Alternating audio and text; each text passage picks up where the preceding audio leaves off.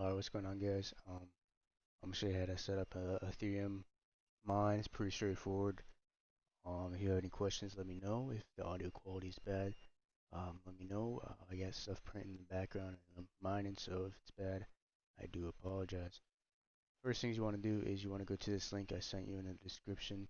You're gonna want to click on this one, and you're gonna want to go to downloads because it's gonna say that it's a virus, but it is not. You just gotta trust me.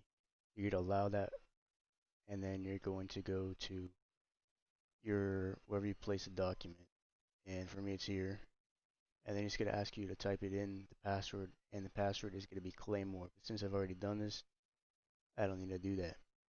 Then you're going to want to go to your Claymore, and it's going to show you all the tools. Now I personally use this tool right here, Bitfly, Ethermine, they do pretty good one. So you're going to want to copy your location for the server, and you're going to place it right here. So find that one, edit, and so what you got going on here is right here is where you're going to be placing your mine server. So yeah, place it there. Some East Coast, I'm gonna click on that, copy it, paste it right here, just like that. And the port is gonna be 4444, and you're gonna put it right next to it, like that. And then you're gonna want to take your wallet.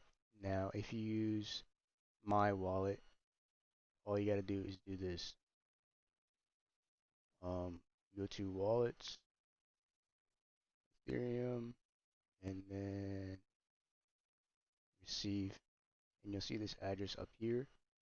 You just copy your address and place it right where your address should be. So it'd be right here.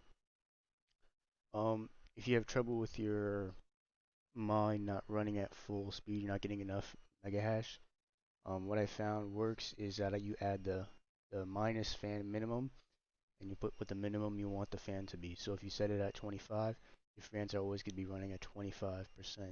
I like to keep mine at 50 because it's the mix between cool and quiet. You don't really need that full 100% because it's gonna wear down those bearings on the GPUs. And click save, and then you're done. Now, what I like to do is I like to make a shortcut. So it's just a simple thing of right clicking and making it a shortcut on your desktop like that, and boom, it's done. So I'm gonna skip that file, but that's pretty much it. Pretty straightforward. And if you want to see what you're going to want to see if your mine is working. So you just type in your miner address like I have, click it. It's gonna take some time to get it to run, but after a while it's gonna work great.